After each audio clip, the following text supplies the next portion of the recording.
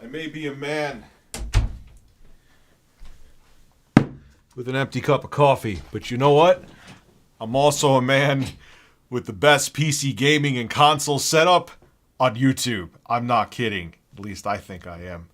Let's get into it, baby. Skip it up and that up. Today's video is sponsored to you by Raycon. Is the right side up? It's upside down. Raycon.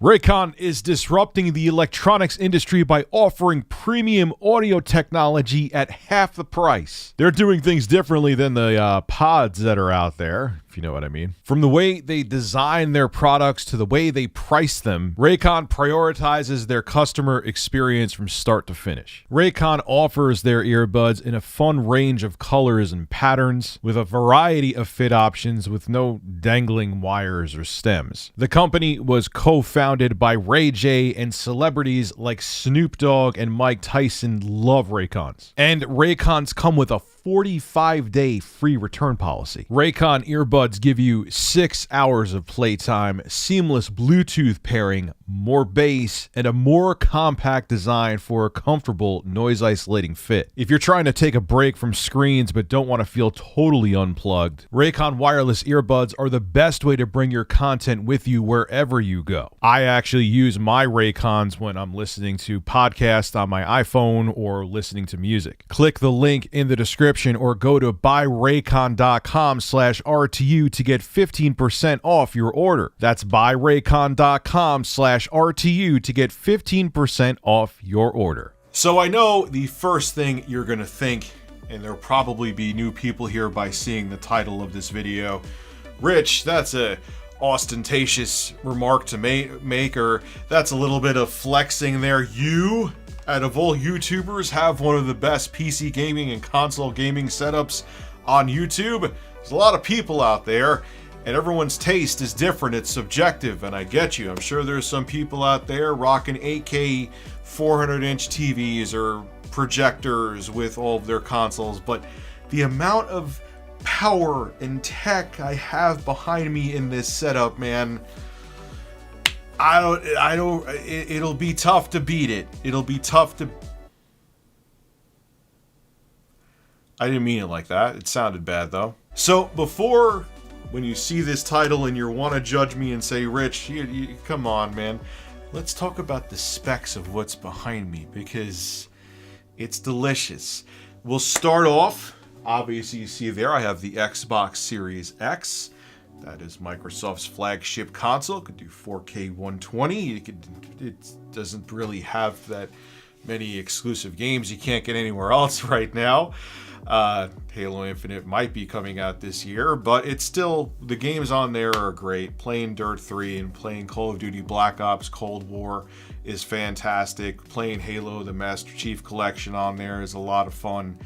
And it's definitely a next-gen console, and I think both Sony and Microsoft really nailed it out of the park with, at least hardware-wise, how capable the next-gen systems were. But what PC is powering this TV? We'll talk about the TVs later on. That is my Intel Core i9-9900KS rig. We'll start off with the GPU that's in that PC powering that TV. It's the NVIDIA 3080 Founders Edition. That's their mainstream flagship card that NVIDIA just released fairly recently. 10 gigabytes of GDDR6X memory, and its HDMI port can do HDMI 2.1, which allows 4K 120 Hz or 4K 120 FPS on this TV. RAM inside this computer, we have the Patriot Memory Viper 4 Series DDR4, 32 gigabytes of that running at 3200 megahertz. And the CPU, which is little dated, you can no longer get it now, is the Intel Core i9-9900KS. That's an 8-core, 16-thread processor from Intel, with the big thing about the KS was it could boost to 5 gigahertz out of the box, but it was kind of like their AMD FX 9590. It was a pointless chip. It's a good chip, but they didn't need to make another SKU for it. Just saying, Intel. The motherboard that rig is packing is a Gigabyte Z390 Aorus Ultra LGA 1151 300 series motherboard. And the case, because I know people are going to ask, because it is a pretty sharp looking case, is the NZXT H510 compact ATX mid-tower case with tempered glass. Again, we'll talk about the TVs last here. If you look over in the center, I have a keyboard there. That's the Razer Black Widow Elite Mechanical Gaming Keyboard. And the mouse is just some old ass Razer Death Adder Chroma. I got that thing back in like 2016. Now, moving right along to the other side, you see that I have my PlayStation 5 there. It's a PlayStation 5. I've talked about it a bunch on this channel. Awesome system. Think both 9th gen consoles are great from both Sony and Microsoft. And that's the one with the disc drive. Now, if only Sony would let you actually store games on the NVMe slot that they have, so you didn't have to constantly swap games and re-download them, or at least let you do what Microsoft does, where you could take the 9th gen games and put them on an external hard drive till you want to play them again. But besides for that, I do love the PlayStation 5's UI. I think it feels like a next-gen experience more than the UI that's on the Xbox Series X. And Astro's Playroom is actually a lot of fun.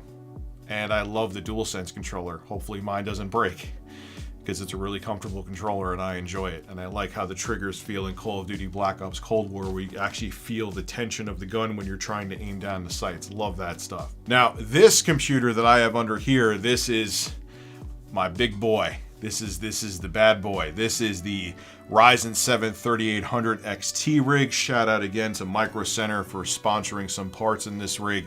And we'll start off with the GPU in this computer. It is the EVGA RTX 3090 for the win Ultra Gaming GPU, or graphics card. That's NVIDIA's top of the line RTX 3000 series card right now, and it's an absolute giant 3-slot monster that is heavy, and just make sure you screw it down properly. For RAM, we have the Corsair Vengeance LPX 32 gigabytes, also runs at 3200 megahertz, DDR4 RAM.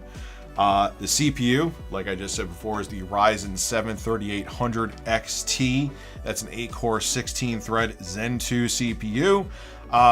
Base clock 3.9 gigahertz, boost clock 4.7 gigahertz. So it's 8 cores, 16 threads, and it's a very capable, even though it's not their newest tech, still very capable, and it works along with 3090 just fine.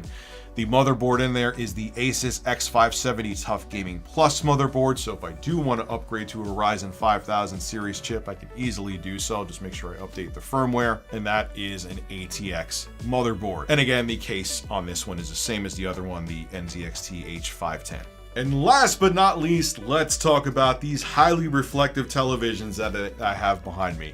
I need to adjust my lighting so you don't see the reflection, but man, are they beautiful. These are the LG C10 48-inch OLED TVs from LG, and they have all of the next-gen features. Now keep in mind though, the LG C1 TVs are around the corner, but these are still incredible.